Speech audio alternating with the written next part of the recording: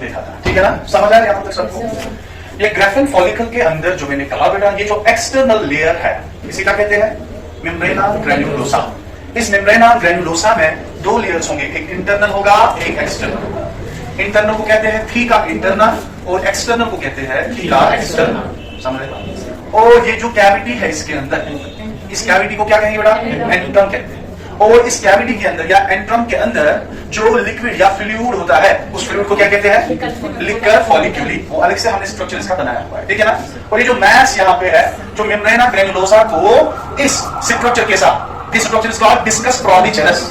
क्या कहते हैं? इस डिस्कस प्रॉलीजेनस में जो एग है एक्चुअली वो सेकेंडरी oocyte है। क्या है? जो कनेक्शन इन दो के बीच में है, दैट इज कॉल्ड जर्मिनेटर।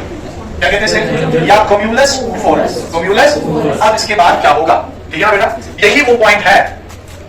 देखो यहां अब ये स्ट्रक्चर रप्चर हो जाएगा। क्या हो जाएगा? जब ये रप्चर हो जाएगा तो यहां से ओव्यूल निकलेगा। एक्चुअली वो ओवम जो हम कहते हैं या एग कहते हैं, वो एक्चुअली सेकेंडरी फॉलिकल होता है। क्या होता है? या सेकेंडरी oocyte। समझे बात? सेकेंडरी oocyte या सेकेंडरी फॉलिकल होता है। सुनो अब क्या होगा, ये शल जो है इसका, ये रप्चर होगा। क्या होगा बेटा? रप्चर होगा।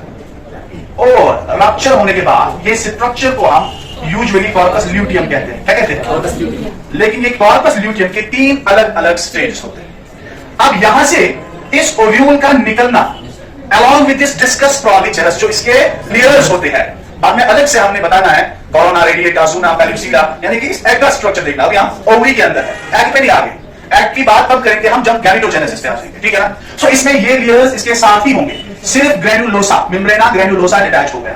समझा की बात? तो यहां पे इस वाले स्ट्रक्चर को कहते हैं कॉर्पस ल्यूटियम। यहां पे नहीं है क्योंकि यहां पे रप्चर होने से थोड़ी सी ब्लीडिंग हो जाती है, इसीलिए कॉर्पस हेमोरेजिकम कहते हैं। क्या कहते हैं?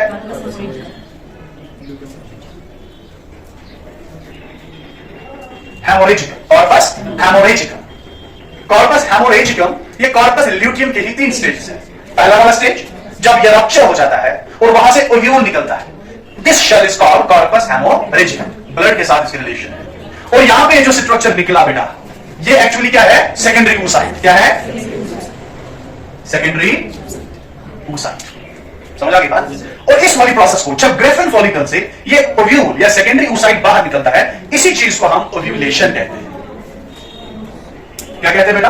ओव्यूलेशन यही होता है। और इसी ओव्यूल को फिर बाद में फैलोपियन ट्यूब के जरिए से ट्रांसपोर्ट किया जाता है। यहां तक क्लियर है? नाउ अब क्या होगा? ओव्यूल निकला है ना? इस कॉर्पस हेमोरेजिकम के साथ क्या होगा? ओव्यूल निकला, शूटिंग, ठीक है ना? अब यहां पे ये जो शेल रहा, ये एक्ट करेगा एज ए टेम्पररी ग्लैंड। क्या करेगा? टेम्पररी ग्लैंड एक्ट करेगा। बहुत बड़ा काम होता है इसका। This structure is called corpus luteum. क्या कहते हैं? Corpus luteum. ठीक है बेटा? ठीक है। और ये कॉर्पस ल्यूटियम क्या है? टेम्पररी। और ये क्या सेक्रीट करेगा? प्रोजेस्टेरियन। बात समझ आ गई? प्रोजेस्टेरियन ये सेक्रीट करेगा। क्यों करेगा? क्योंकि मैंने कहा ये जो प्रोसेस है ये न्यूरो एंडोक्राइन मैकेनिज्म प्रोसेस है। अब यहां पे प्रोजेस्टेरियन जब तक हाई है, फॉलिकल स्टिमुलेटिंग हार्मोन निकलेगा नहीं, क्योंकि पिट्यूटरी ग्लैंड तभी फॉलिकल स्टिमुलेटिंग हार्मोन छोड़ता है जब प्रोजेस्टेरियन की लेवल डाउन हो जाती है। इसकी लेवल फॉल होके ये ट्रिगर करती है पिट्यूटरी को और वहां से एफएसएच निकलता है, फिर शूट। तो अगर यहां पे ये प्रोजेस्टेरियन नहीं होगा तो ऑटोमेटिकली ये कम होगा, तो सेम टाइम में या साइमल्टेनियसली वहां से एक और फॉलिकल शूट हो सकता है। जगह तो बंद है, वहां तो सिस्टम तो बिजी है। जब तक इस ओव्यूल के साथ पूरा मामला तय नहीं होगा, क्या करना है इसको? इसको क्या करना है? क्या ये सेकंड मियोसिस सेकंड क्या ये कंप्लीट करेगा? अगर करेगा फिर बराबर 9 महीने तक ये प्रोजेस्टेरियन की लेवल हाई रहेगी और यहां से कोई एफएसएच नहीं आएगा। बात समझ आ गई? अगर इसका सेकंड स्टेज मियोसिस सेकंड अगर इसका क्लियर नहीं हुआ, दैट मींस ये डेड हो जाएगी। इसको निकालना पड़ेगा and that process is called menstruation. समझेगा? जब वो निकलेगा बाहर, डेड सेल जो निकलेगी, ब्लीडिंग, स्क्रैपिंग हो जाएगी, किसकी? ये जो यूटेरिन वॉल्स है वो स्क्रैप हो जाएंगे, फिर उस सूरत में प्रोजेस्टेरियन की लेवल फिर से डाउन हो जाती है और यहां से एफएसएच। समझ आ गई? अब अगर हो भी गया या ये सेल डेड हो गई, फिर ये डिजेनरेट हो जाता है। क्या हो जाता है? यानी एज डिजेनरेट हो जाता है। This is called corpus albicans.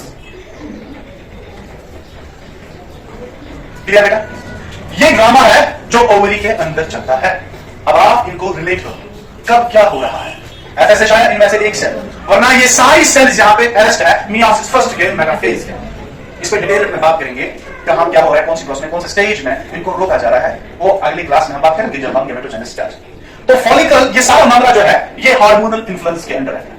यहां से सेल सिलेक्ट होगी, उसने ये मियोसिस फर्स्ट कंप्लीट की, आगे एडवांसमेंट होके ग्रेफिन फॉलिकल से ये ओव्यूल बाहर निकला, फिर मैकेनिज्म को मेंटेन करने के लिए ये एक्ट करेंगे ग्लैंड्स। ठीक है ना, ये ग्लैंड्स क्या करेंगे, प्रोजेस्टेरियन को मेंटेन रखेंगे ताकि साइमल्टेनियसली वहां से कोई और एक ओव्यूल ना आ जाए। अगर आ जाए फिर तो प्रॉब्लम होगी, सिस्टम तो बिजी है।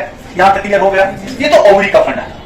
अब ओवरी के बाद हमने फैलोपियन ट्यूब आपको दिखाया, ठीक है ना, और अब हम एक्सटर्नल जेनिटलिया पे आ जाते हैं जिसे हम वुल्वा कहते हैं, उसकी बात करते हैं। उसके बाद देखेंगे हार्मोनल कंट्रोल इस सिस्टम का, मेल्स में भी और फीमेल्स में भी हार्मोनल कंट्रोल कैसा रहता है। समझ आ रहा है आपको?